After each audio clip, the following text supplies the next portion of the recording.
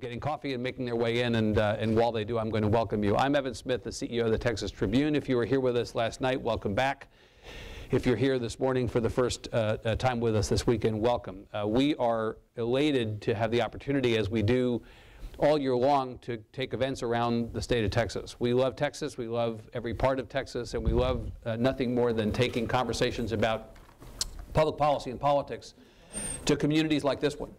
We understand that not every community has access to regular conversations about the things that matter, that affect all of us, that happen not just in Austin, but happen in Washington and migrate down to the level of neighborhoods and to individual homes and individual Texans. These issues, immigration, education, healthcare, affect all of you.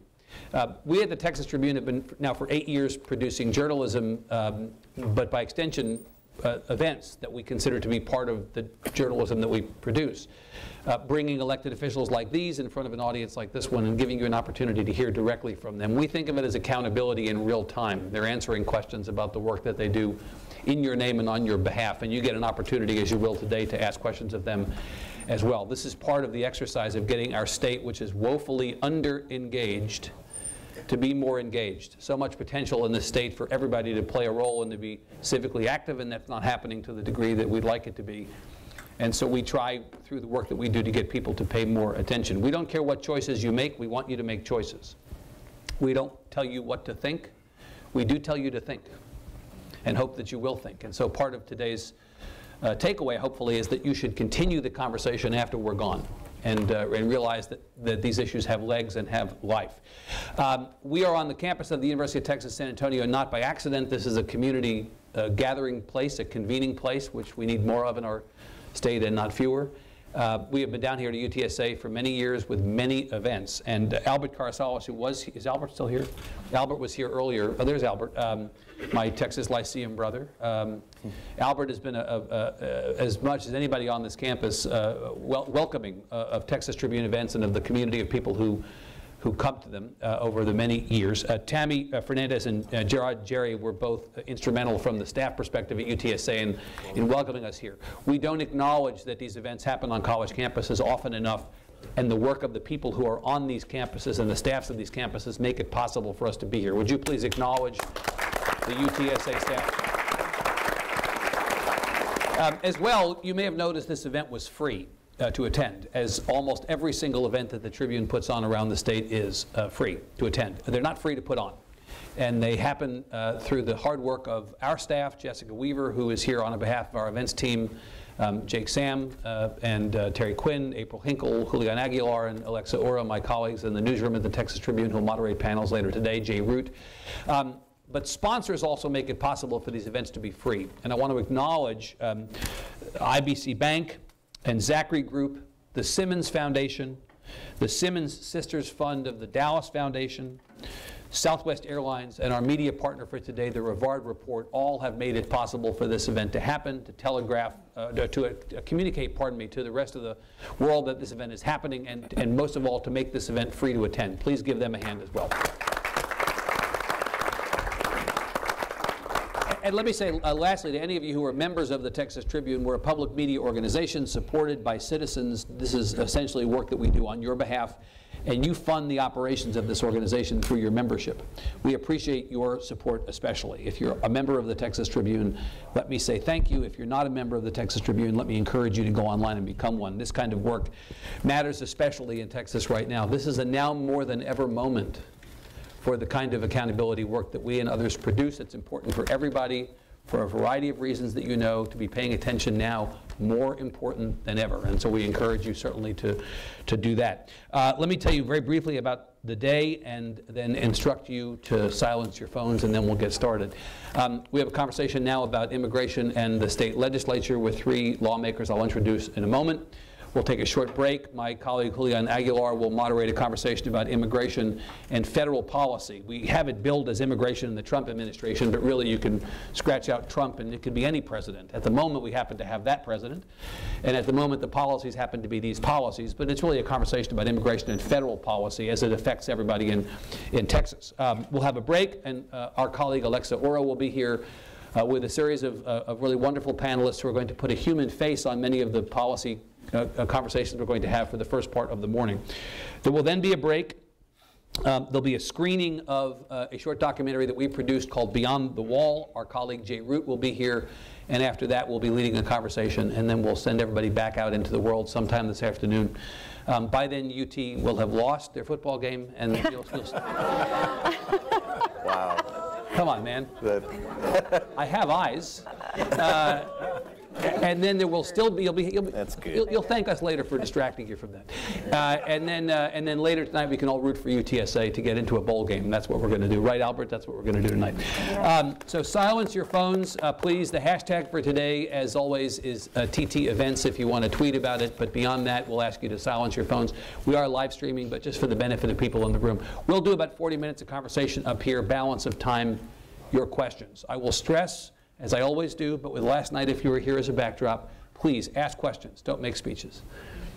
We'd like to get as many questions as possible. People have full hearts. They have things on their minds. I totally get that. We love that. We want you to participate. Ask questions. Ask questions. Okay.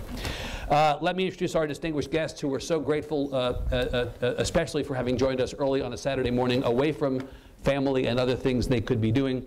Diego Bernal, Democrat of San Antonio, chosen to represent House District 123 in 2015 in a special election. Like his fellow panelists, like all members of the 150-member Texas House, up for re-election this year. Some have not chosen to run. These three have chosen to run. In the 85th session, Representative Bernal is Vice Chairman of the Public Education, or the Education Committee, properly named, and serves on the Urban Affairs and Administration Committees. Previously, he spent 3.5 years on the San Antonio City Council. Born in McAllen, he earned undergraduate, master's, and law degrees from the University of Michigan. Ina Minharas, Democrat of San Antonio, likewise was elected in a 2015 special election. She represents District 124 in the Texas House. In the 85th session, she serves on the Local and Consent Calendars, Human Services, and Transportation Committees. She was formerly an assistant district attorney in the Bexar County DA's office.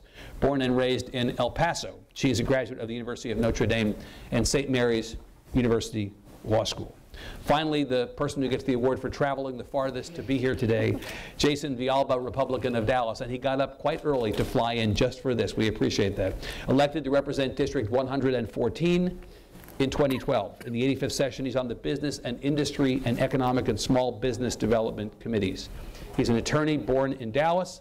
He's a past vice chair of the Dallas County Republican Party, a graduate of Baylor University and the University of Texas School of Law. Please welcome Representatives Diego Bernal, Ina Minharas, and Jason Villalba. Give them a hand. Thank you all for being here. So last night we had Congressman Joaquin Castro and Ambassador Tony Garza to talk about immigration policy through a pretty wide lens.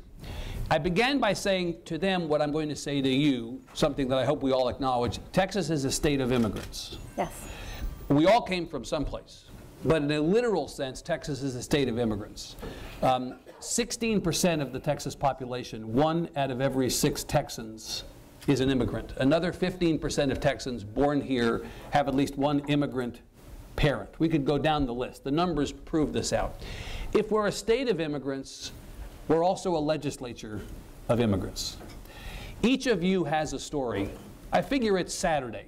If it were weekday, we might just stick to real work stuff. But let's get a little personal here to start, if you don't mind. We're just rapping, right, Saturday morning.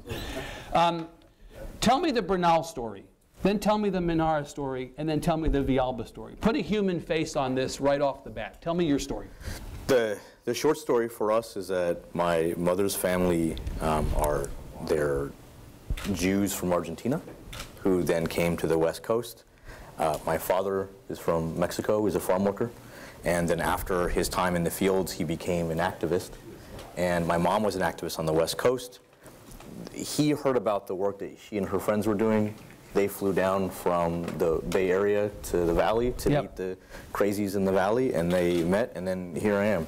So that's the nutshell. But the story of your family, if you breadcrumb this back, the origin story takes you back to where? It takes me back. It takes about 3 or 4 generations. Takes me back to Argentina. In 1 generation, my dad. It takes me back to Nuevo León. Got it. Representative. So for me, I've got family that came from Spain, family that came from Mexico. we have been here. My parents were born here. My grandparents and then my great-grandparents came and immigrated to the United States. So always passionate about immigrants who come and want to make a life here and have that opportunity. Parents that were very vocal to make sure that I have a voice for those that don't have a voice. Right. Representative? My father came into Texas back in the 1800s. So my great. Boy, he's old, I was about to say. My great-great-grandfather. So my ancestors of my father, the Villalbas, all came in from Mexico, from Spain, Chihuahua, into Texas in the 1800s. And my mother was actually born in Chiapas, Mexico. Yeah. And she is the daughter of a Chiapas local man and a missionary from Tennessee. So the Tennessee missionary had gone down to Chiapas to work with the community. She married a local Mexican man. Yep. My mother did not speak English until she moved to Texas, and when she was 5 years old, her mother ultimately passed. She was raised by another family, yep. But I am the direct relationship to my mother. My mother is obviously an immigrant from yep. Mexico. Right. So there's lots of ties. So you're one of the 15% born here, but with at least one immigrant parent. At least one immigrant parent. Right. Yeah. Now, see, this is interesting. I mean, I loved hearing all this, and ultimately, what does it amount to in terms of the policy fights you have at the Capitol? Except on March 1st of this year, on the day that we discovered it was not going to be the bathroom bill as predicted, but the sanctuary cities bill that was the most combustible piece of legislation of the session, we actually got a lot of very personal commentary at the front and back mic from legislators in a way that in the 13 sessions I've been at the Capitol, I don't really recall. I mean, surely Representative Hammond was in the legislature at another time, and surely there have been moments in the past when legislators got very personal on issues like this, but that day was something unusual. I wonder if, Representative Mijares, if the legislature, as it goes through its work in your experience, thinks about this idea that we're all from someplace, that we're all individuals, we all have stories, Chiapas, Argentina, Mexico, Spain. Is there much of a consciousness about individual stories in the room as well as the individual stories out there when you're litigating these issues on a day like that? Yeah, that day was the most emotionally draining day. 16 hours of debate on SB4 that could have gone longer, right. but was abruptly ended. But that was a morning that I think was, it took a personal context for a lot of us. Right. You saw Representative Eddie Lucio get up on that floor and talk about, very passionate. It became, that day caused strained relationships amongst the legislators. That probably, Representative Bernal, have not entirely healed, right? Right. That is absolutely right. My sense is that Humpty Dumpty has not been put fully back together, going back to March 1st. That's right. That's right? Yes. And on that day, you had personal stories like Representative Ana Hernandez, who herself was not legal at one point. That's right. You had Representative Jean Wu. I mean, we tend to make every immigrant story a Hispanic immigrant story, when the reality is we know only 55% of the immigrants who come to Texas are from Mexico.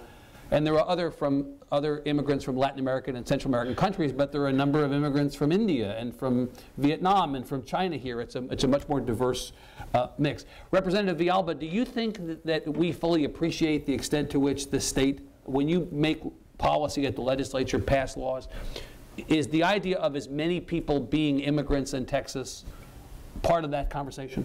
I think it shades the debate. It shades the policies that we make. Yeah.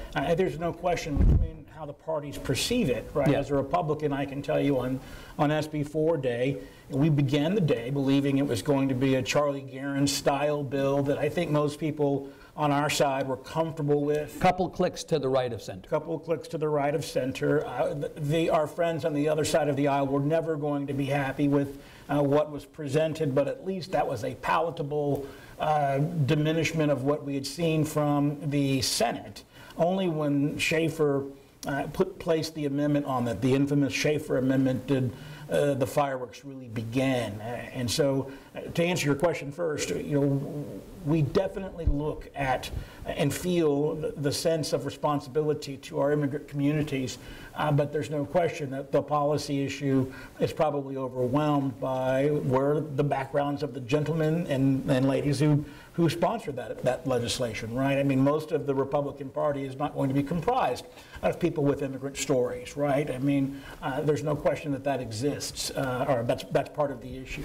Right. People like me are unique in the Republican Party in the sense that I do have that background, so I have a compassion and a feel for it that maybe my brothers and sisters might not have. When we talk about immigration policies, Representative Bernal, and the legislature, often the last couple of years the conversation has been around, really this is a federal bucket of issues, not a state bucket. And to the degree that the state is getting involved in these issues, it's really just an acknowledgement that the federal government has defaulted on its responsibility to deal with this. That's the talking point. That's the talking point. Right. What do you think the reality of that issue as it relates to the work done in Texas is? I think it's a campaign issue. I think that the Texas legislature runs on finding boogeymen to rally around and for all of us to sort of hate together because we're not focusing on things that really matter, like small business or public education.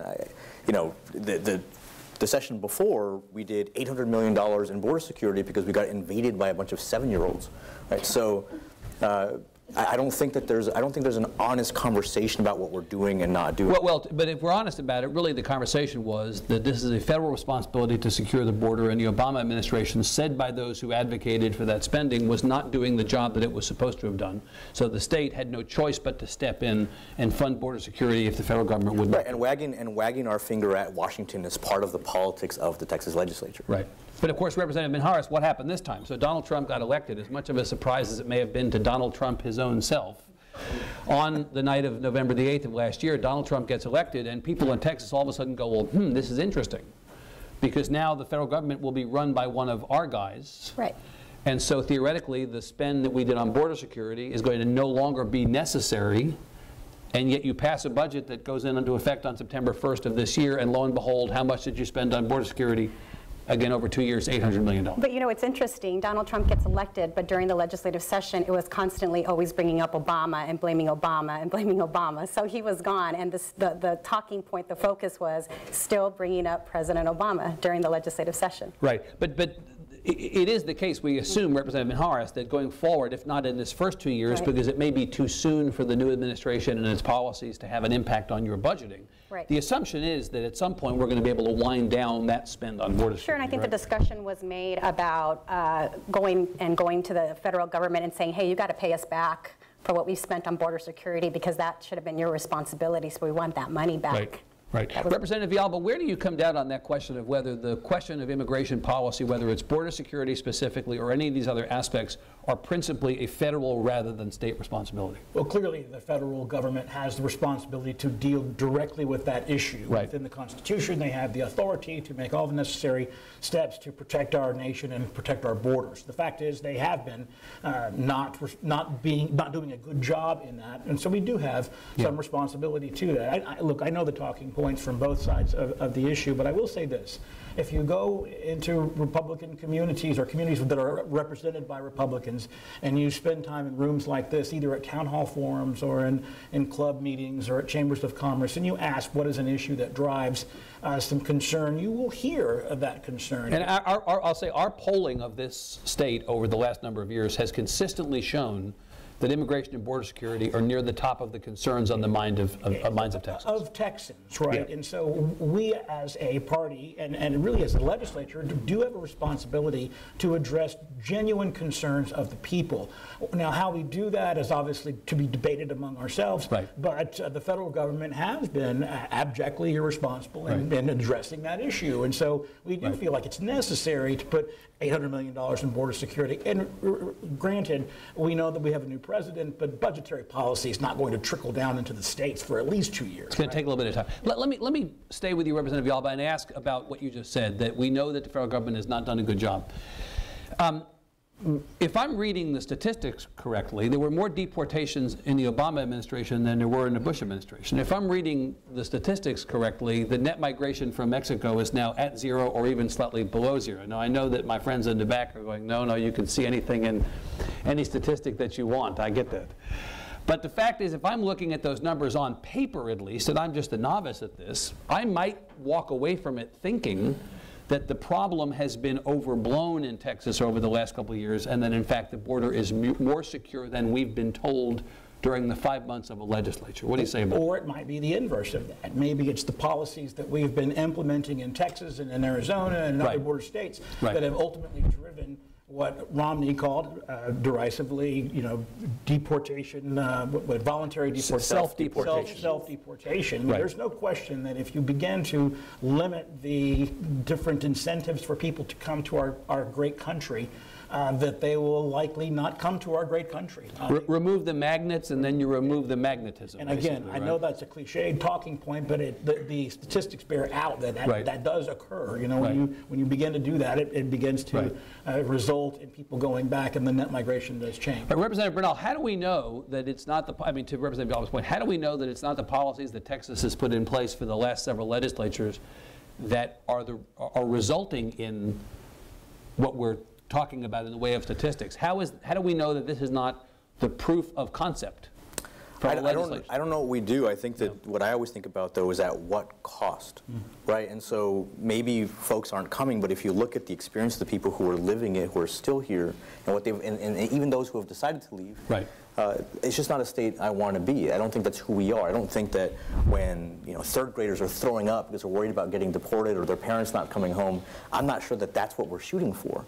I also think that even if we do have less people coming or more people leaving, for example, in our city, crime's higher than it's been in quite some time. So you might be getting rid of people that you don't want here, but whatever you think the benefits aren't bearing out. So in other words, I think we're dealing more with climate than we are with anything else. Right. Representative Bernal said something about we're spending a lot of time talking about these issues, but not talking about other issues that we could be talking about. They're crowding things off the agenda. Ambassador Garza said a version of this last night. He, I guess, no longer in the diplomatic corps and no longer long from his time in elective office, he's decided to be candid. He has the luxury of being candid. And so Ambassador Garza said last night, I found the whole sanctuary cities debate to be essentially a problem in search of a solution. Or a solution in search of a problem, pardon me. He said, we're not talking about education, we're not talking about other issues, we're talking about these issues that are basically, I'm saying this, not him saying it, but he basically said made up issues. Right. You have some sympathy to that position? No, I agree with him. We were tasked with trying to resolve public school funding, which we didn't have adequate time because we were too busy playing defense on a bathroom bill and playing defense on this SB4. We have serious issues. We've got, children who aren't getting properly funded for their therapies, fragile kids. We have foster care reform. We did a little bit of that, but didn't really fully, solve the problem. We've got schools that aren't being properly funded, teachers that aren't getting the pay that they deserve. So many problems that needed addressing, but we were too busy focused on bathrooms and SB4. Yeah. Representative Villalba, I want to talk about the bucket of issues that you all deal with under the banner of immigration in the legislature in sort of two categories, security and opportunity. On the security side, I would put SB4, which I want to talk about in a second. I would put border security, which we've talked about a bit, and by extension, short walk over to a border wall. And then in the opportunity bucket, I would put education, healthcare, and maybe even labor and workforce stuff, because that's still a very big part. You're on a bunch of committees related to business. This is what you think about. On SB4, was Ambassador Garza right? Were we coming up with a solution in search of a problem? Is there a public safety concern of the sort that made that legislation necessary? If you were to ask me to weigh the litany of issues that Chairman Bernal just listed and the SB4 bill, there's no question I would say we should spend much more time on the issues that Chairman Bernal and Representative Mijares would champion. I'm a big champion of those issues as well, public education, business. But I do believe, because we have an instance, as you point out from your poll, where people are concerned about it, they want to see action from the legislature. Now, whether or not the policies implemented in SB4 would actually address those concerns is another debate, right? But here's all the law said. This is why I ultimately got comfortable with it and why I voted for it. The law merely stated, if there is a city or a municipality that has rules that prohibit the ability of the local law enforcement and municipality to enforce federal law, then we should get rid of those rules. To me, it was a simple law and order bill. That's how it started. It just says, look, enforce existing federal law. That's all it said. Did you have a sense when you went into this of the degree to which communities were not cooperating with federal immigration officials? I mean, that was in theory, that's the catalyst for this conversation. Being right? from Dallas, we had some direct data points, right? There were instances where we had situations where the local law enforcement was instructed by written policy to not engage in enforcing existing federal law. The results would be that we have significant numbers of individuals who might be here engaging in activity that would be unwholesome for the community, right. Who are also undocumented, and therefore should be removed from that situation. I don't think anyone in my community, or even Chairman Bernals or Min Harris, would say if a bad person is here doing bad things illegally, that bad person should be sent back to that person's home of origin. Our country of origin. I would say that most people in my district are comfortable with that. I would say most Texans are comfortable. I guess, though, from the perspective, just one more thing with you. I guess the perspective I want to ask you to offer is, was there a legitimate public safety problem? In other words, on the bathroom bill, we're not going to talk about the bathroom bill today, although, God, I would love to talk about the bathroom bill. You know, when people would say, well, we have to keep men out of women's bathrooms, my response would be, are there men in women's bathrooms now that I'm not aware of? Is there statistical information that says we have a problem, or is the problem theoretical? I want to ask you the same thing as it relates to this. Are you aware of a public safety problem in Dallas, or was this more of a political solution to what could be a problem? I think it's both. I do think there are statistics that will show that a significant number of crimes, and crimes being defined by the FBI registry of what is a crime, have been committed by those individuals who are here in this country undocumented and in Texas. Lieutenant Governor Patrick points to a statistic, I think it was 200,000 crimes a year or something that was verifiable by a good data source. I think you can make that a strong argument. There's a connection between individuals who are here illegally and committed crimes could be removed, and that would lessen crimes. Now, that's not to say that, and we know this by statistics as well, that immigrants commit less crime than individuals who are here with documentation. We all know that. That's not an argument. But individuals that are here that are committing crimes that we could remove, why not? Why wouldn't we do that? Why not, Representative Bernal? Well, first of all, I disagree. I'm trying very hard to stay composed. I disagree with the representative's representation of what the bill was. You give us yours. I think that, for example, the bill doesn't say, hey, if someone's committed a violent crime and ICE wants them, then you should hold that person, let ICE take them. This was about detainers, and detainers don't have the weight of a warrant. They don't have the weight of federal law. They're essentially a phone call and a do me a solid to local law enforcement. We were trying to give detainers the weight of law that they don't have and federal law prohibits. That's the first part. So you're essentially trying to codify in Texas law something that's already unconstitutional in federal law. So, and I also... And let me stop you a second. So your concern is the fact that, as we alluded to earlier, that the bill from its introduction to its passage changed from arrest to detention. Well, it's not just arrest and detention. I think the detainer part was always there. In other words, it was a bad bill that got worse. Yeah, you were not for the bill before that. Right, and also I don't think that and I know I'm picking on you a little bit, but I don't think that for us the fireworks started when the bill changed. I think the fireworks were there when the bill was introduced. Right. And the reason that the fireworks were there was what? Your objection to this bill is what? Well, one, I think it's unconstitutional, and I think the federal courts have bared a lot of that out, but I also believe that the price you pay is not worth whatever you think the benefit is. And what is the price? The price is a community that we all depend on, that drives the economy, that are our neighbors that are living in fear. They are living in fear. And so now we've had that environment, we've had that law, and crime actually is worse now. So maybe it's the absence of these folks, maybe they're really good at making sure that things stay safe because they're leaving in droves and things are getting worse. But my issue is, because I do a lot of work with education and children, if you were to see the consequences of the climate we've created, right? And I'll stop here. The governor had to go on TV and explain during Harvey that it was safe to come to shelters because they weren't checking papers. Right. That's the climate where people were afraid to save their own lives because they were worried about their papers getting checked. That's what we did. And that to me is not worth whatever you think this blip in statistics is or isn't. Representative Benjaras, is your sense that the immigrant community in Texas, and particularly the undocumented community, felt bulletproof before this bill, and then afterwards now suddenly they feel like they've got to hide out? No, never. Yeah. You know, they always had a sense of fear, right? They're here to make a life. A lot of them come to work to send money back home. Yep.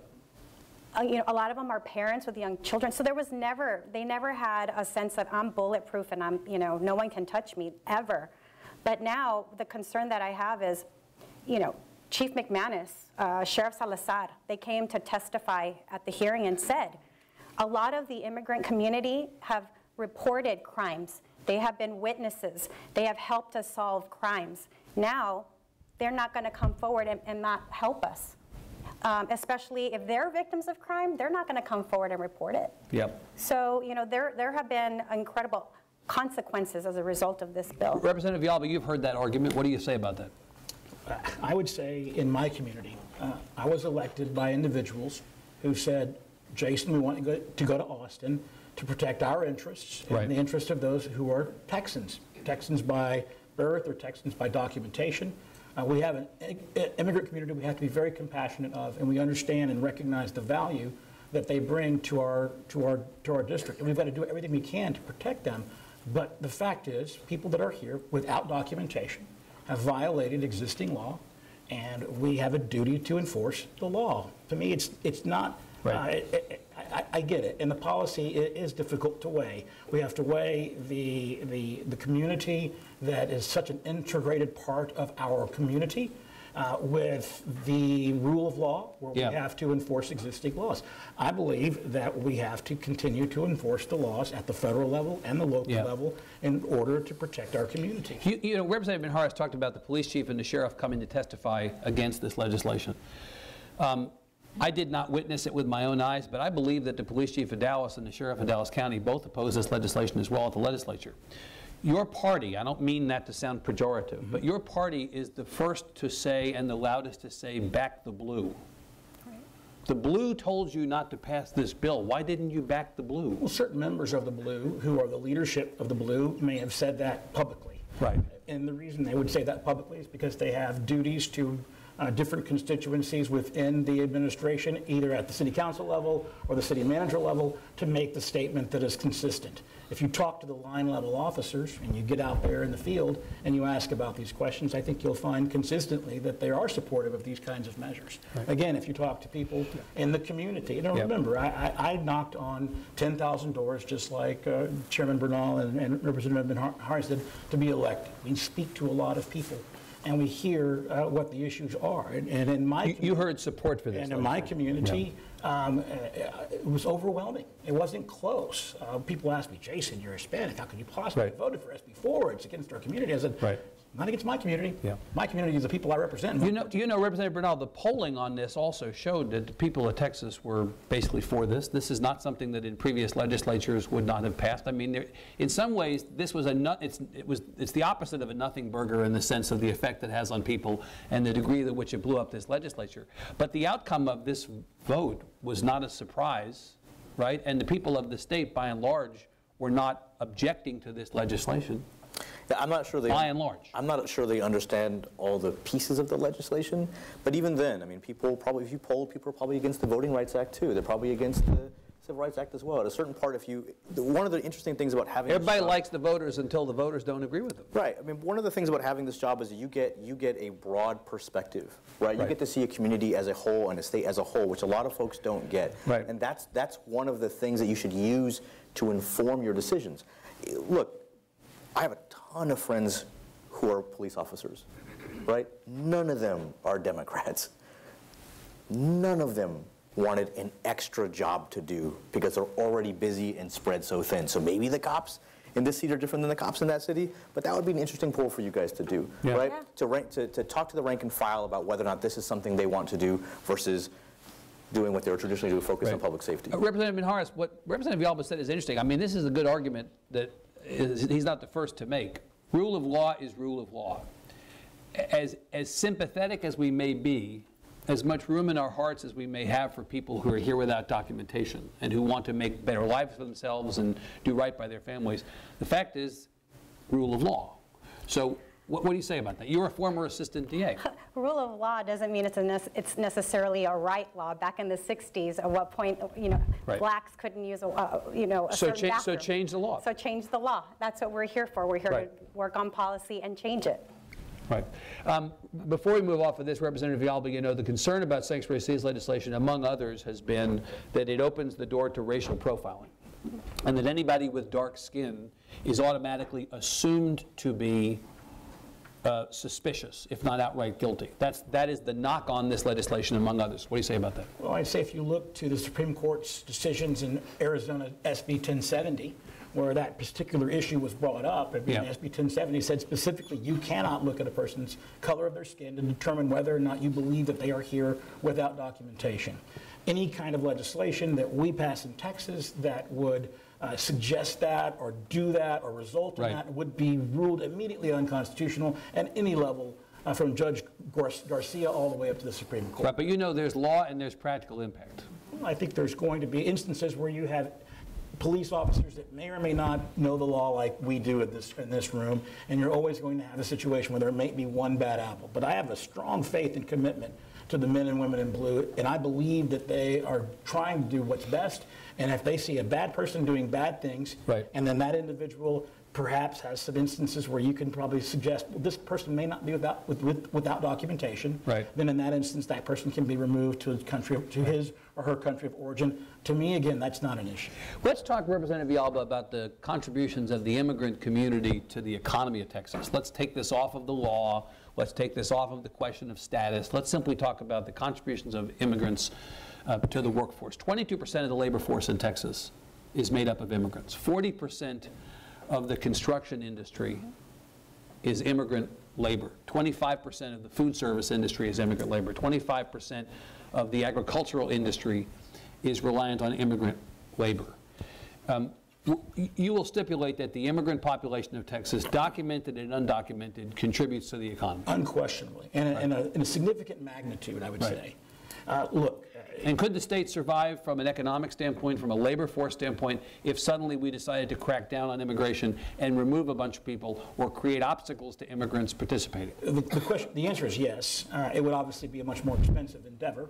I think we're seeing that really across the country right now since the Trump administration has come in, and I'm no big fan of Trump, but we have seen immigrant negative migration, and we have seen wages for blue-collar jobs and gray-collar jobs increase because of that, as a result of that. Right. Would we have to deal with that directly? Unquestionably, but the answer is, as Marco Rubio says, he's like, look, we need to focus not on illegal immigration, but on legal immigration.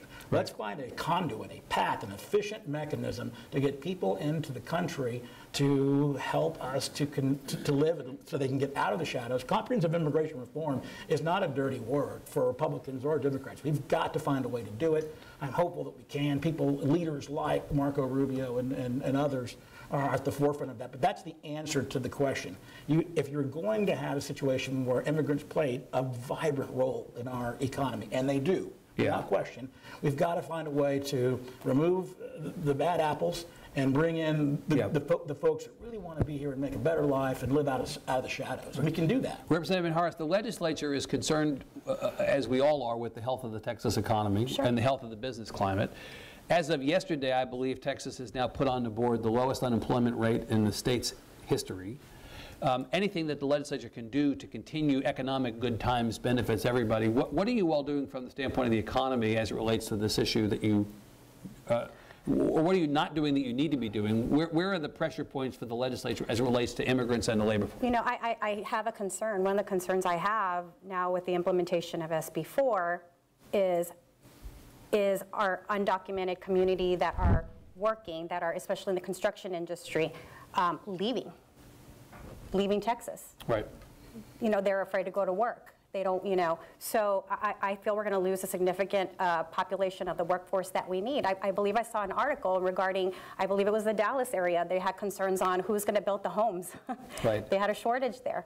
I'm concerned about Harvey, who's going to help with the rebuilding there. Well, in fact, again, we raised this last night with Ambassador Garza and Congressman Castro, that the assumption is that the rebuilding of the coast and of Houston and Harris County, the 22% of the state that was affected by the storm, will be done largely on the backs of not just immigrant labor, but undocumented labor, right? Yes. And that if DACA or sanctuary cities legislation forces people to not be out, then we're going to have a labor shortage as far as the Harvey rebuild goes. Right. Is this a concern, legitimate concern?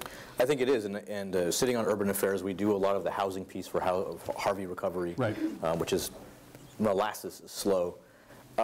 You're hearing two things. One is that the only people coming to the rescue right now are crews of undocumented folks to help people get back into their homes, and at the same time, in other jobs, they don't have enough people to do that work. And that is also in large part because of the exodus of people. So right. I think that the value that these folks bring far outweighs whatever right. boogeyman status we're assigning to them. Not to interrupt, but whose fault is that? It's not our fault. We didn't put laws in place that wouldn't allow for legal immigration. That's the fault of our friends in Washington. So you go back to saying this is more of a federal government responsibility. Well, who else could it be? Well, we can't make it legal for people to come into the state and pick fruit or build houses or be a part of our community. Well, we are only the folks in Washington. What we are doing, Jason, is if we're looking at the spectrum of the issue, we've picked one part to start with, right? We're not starting with this part. We're not starting with the economics. We're not starting with the education. We're not starting with the value.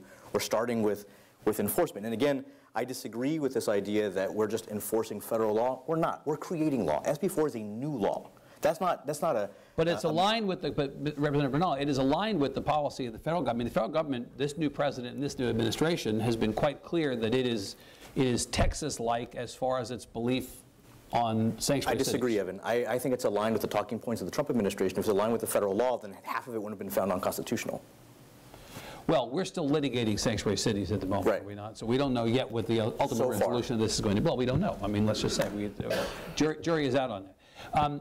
Let me ask you about education, as you are Vice Chair of the Public Education Committee. 5.3 million kids in the Texas public schools. Mm-hmm. As I look at the numbers now, about 52% Latino, 28% Anglo enrollment, which is more Hispanic and less Anglo than the population in the main. It is the leading indicator of where the population of Texas is going. 60% of the enrollment in Texas public schools is limited English proficiency. In Representative Villalba's own hometown of Dallas, the Anglo enrollment in Dallas Independent School District today is 4.9%, right? So we know that the immigrant population of Texas, and especially at the younger ages, are flooding into documented and undocumented into the public schools of Texas. You hear often from people, we have finite resources. Mm-hmm. We have finite social infrastructure in this state, and that the growth of the population, and to the degree that the growth is fueled by immigration, this is creating a problem for the state of Texas. What do you think about that? I disagree with that. I don't think it's. I think you said 60%. It's certainly not 60. 60% of limited English proficiency? Oh, of ELL Oh, students. no. 52% Hispanic enrollment in the public education system in Texas out of the 5.3 million, but 60% are limited English proficiency. So I think part of and it. that's not all Hispanic. First of all, the state is growing for a variety of reasons. It's not all immigration that's causing the state to explode. Correct. But I also think that the state has divested by about a third its education funding over the past 10 years. So we kicked it down to property taxpayers. It's kicked it, right, absolutely. So we have finite resources, but one thing that I learned in the legislature in my short time there is that the budget is really a list of priorities. It's not like a pie that we're fighting over pieces that are the same size. Yeah. We're saying this is important. This is a little less important. The old cliche about it's a moral document, right? It tells you what you care about. It is. These are decisions that we're making. Right. It's not that we're out of money. We're just saying we're not going to spend money on this when we could. I also want to add a statistic that when we settled on this form of school finance in the mid-'80s, poor students were about 26%. Now they're 62% of public school enrollment, and we don't acknowledge that. And it's not right. all. So that's 60%. You're talking about free and reduced lunch, right? And the way that we measure as it, a measure, right? Yeah. And it's not all immigrant students. And also, by the way, ELL students are not all immigrant students either. Right. Those two things cannot be conflated. Yes. Representative Minharis, on the health care question, similar thing. You know, we hear people talk about how we have an access to coverage insurance coverage and an access to care problem in the state of Texas. And we're still first among the states in the percentage of our population without health insurance. We also have more than half our counties considered by the federal government to have not enough doctors, right? You go into an emergency room to you have a kid with a broken arm, you go into an emergency rooms are often full, and it's often full of people who are without health insurance, who are there for primary care purposes. And of course, not everybody who's in an emergency room is undocumented or is an immigrant, but there's a disproportionate number of people in the immigrant population who are without health insurance. I think, in fact, the Hispanic population of Texas has doubled the rate of uninsured of the population in Maine. So what do we do about that issue? Again, it's a case of finite resources, and people who look to scapegoat a community at a time of austere budgets say, well, the immigrant population is taking away resources that could be available to other people. You know, it goes back to the whole, discussion on Medicaid expansion, and obviously instead of being so concerned with ridiculous legislation, we could actually spend time and work on how do we improve the health care and access to health care situation in the state of Texas, instead of playing defense on things like the bathroom bill. Representative Yalba, this is the challenge, isn't it? I mean, you position yourself in the legislature as somebody who wants to listen to every side and be thoughtful about these issues. Your party is in the majority. You have more than enough votes in the House and Senate to do anything you want. You've got every statewide elected official. Whether it's on funding of public education or, as I am conscious of Representative Hammond being here, outcomes, graduation rates, the performance of our public schools, whether it's on health care and access to health care resources. How do you square the circle on this? What should the conversation be around immigration as it relates to some of these social infrastructure issues? Well, the statistics don't lie. We have a system that is overtaxed by people that are here illegally. Now, we must be compassionate of that community. We must do the things that we can do to make sure that they can live outside of the shadows. But our duty first are to those people who are here with documentation, people that we represent in the legislature.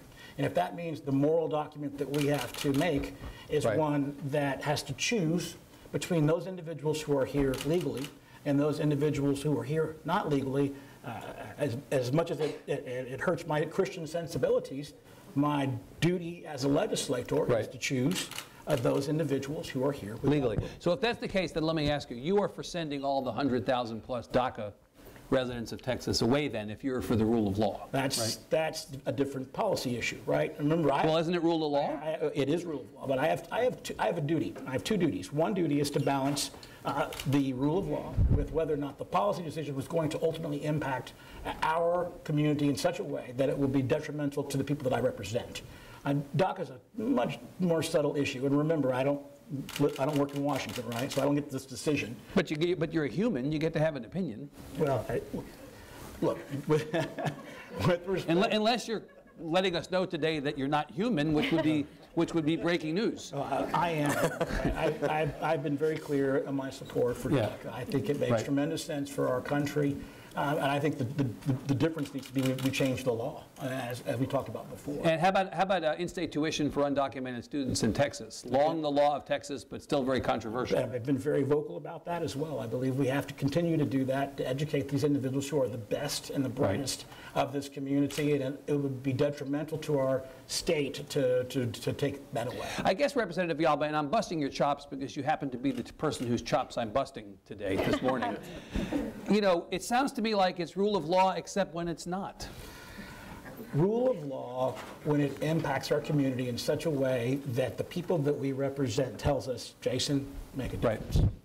Bottom line. All right, let me ask a quick political question, and then I'm going to invite the audience, please, to line up at the microphones, and we'll take as many questions as our time permit. The Hispanic population of Texas, Representative Minjares, is often said to be a potential decider as the state goes forward politically, but as we know, it's a cliche. Like all cliches, it's true.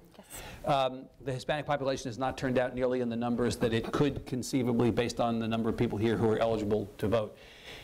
I'm tempted to say that if Hispanics did not turn out in force in the last election in 2016, they may never.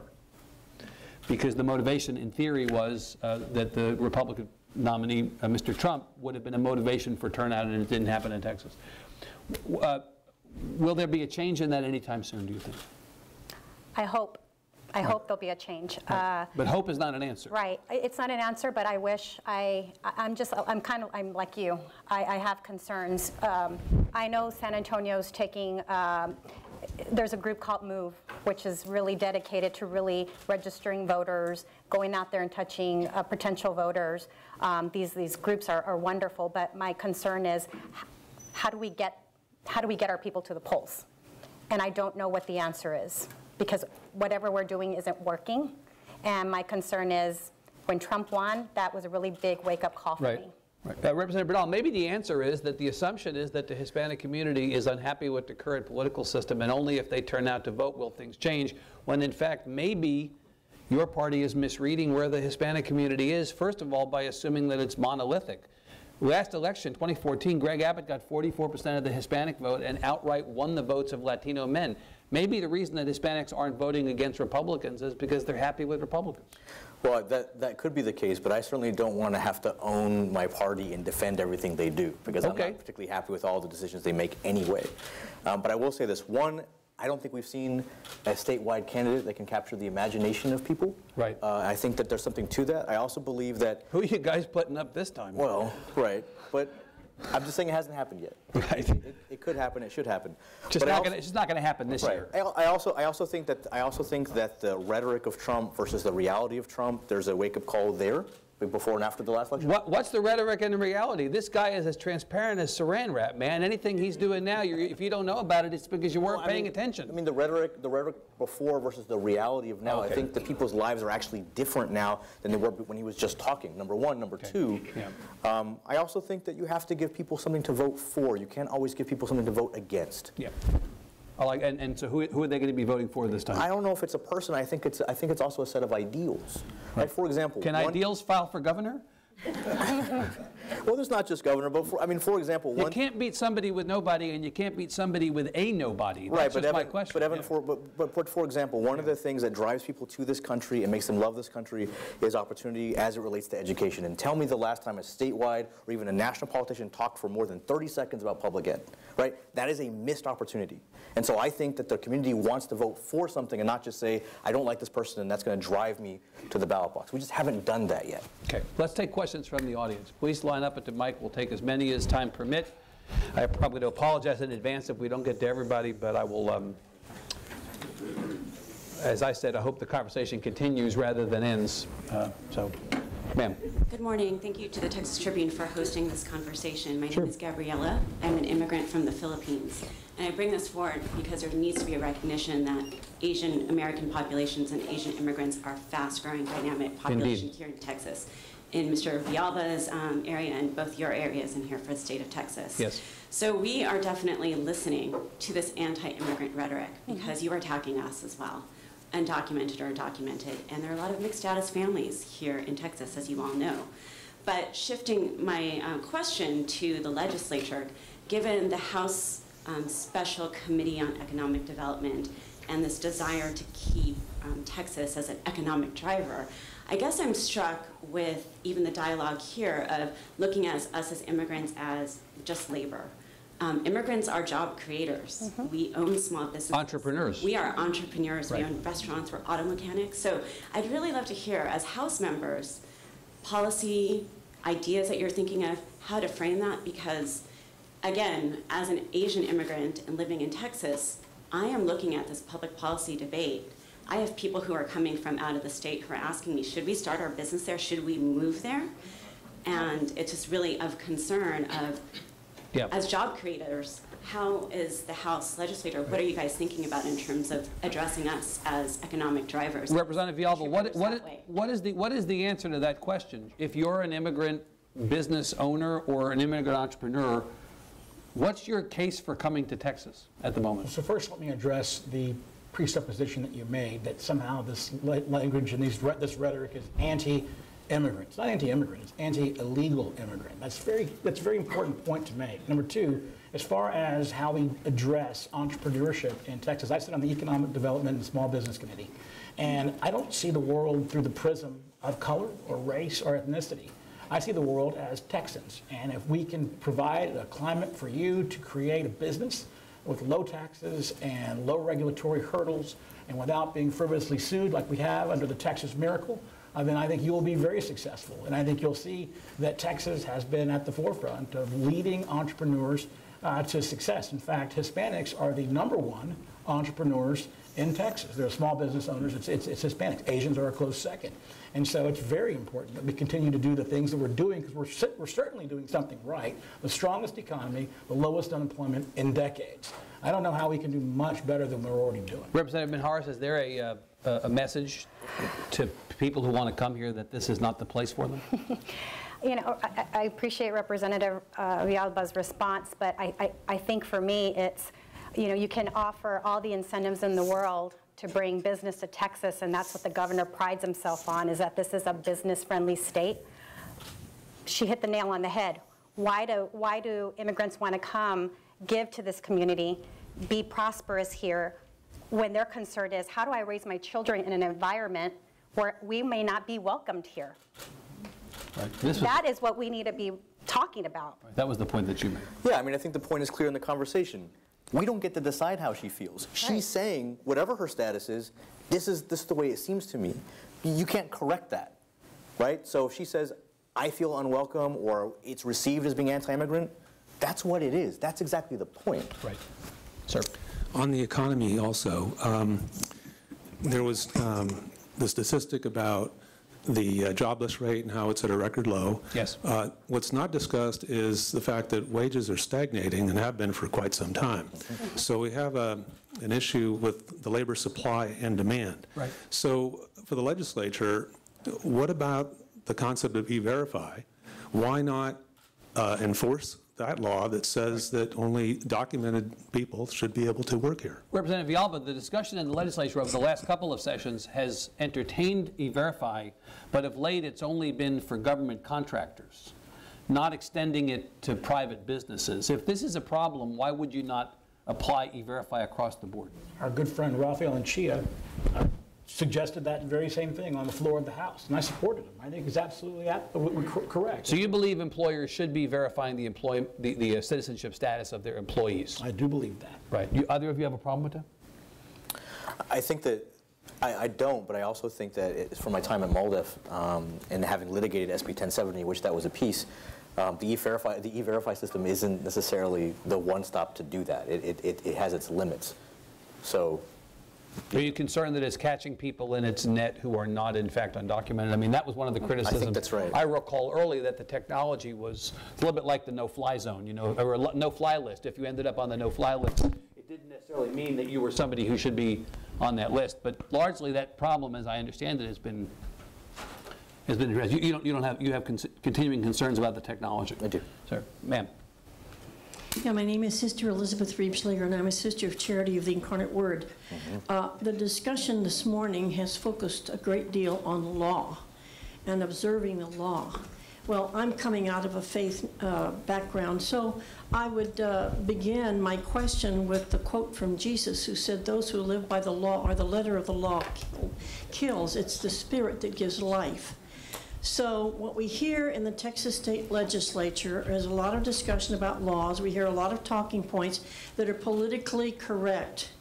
But I want to know, what is it going to take to get the Texas Legislature to get back to the substantial values that truly represent who we are as Americans and who we are as Texans, who have always welcomed and supported immigrants, for whom charity and mercy has been the first value, and we get into some substantial basis for creating laws that are truly life-giving, not just for immigrants, but for all of us, because although they may be here illegally, we have no qualms, employers have no qualms with using their labor and then criticizing the fact that they're here illegally. That's a bit hypocritical to me, so how would you address that? Representative Minharas. I think a lot depends on who's running and election time. I think you need to take a look at leadership, because that drives the boat. So you think this is largely a political response? Yes, it is. Representative, do you agree? Look, I'm a legislator. I make laws. I'm not running for your pastor or for your priest. I'm running for, and I'm elected. Although you acknowledge that sometimes watching the legislature, you can be forgiven for thinking that there are people running for pastor. Yeah. Certainly in my party, there are those who believe they are pastors.